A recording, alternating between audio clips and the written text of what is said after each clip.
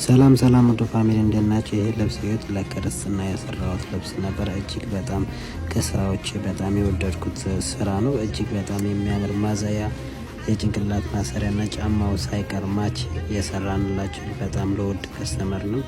እጅግ በጣም ያምራል። ለማዘዝ ስልካችን ላይ ያለ እየደወላችሁ ማዘዝ ትችላላችሁ። በቻላችሁት ደግሞ የቪዲዮ ቫይራል የሆነ ስላልሆነ በቻላችሁት ሼር ኮፒ ሊንክ አድርጉልኝ። ወዳችኋለሁ ቤተሰብ።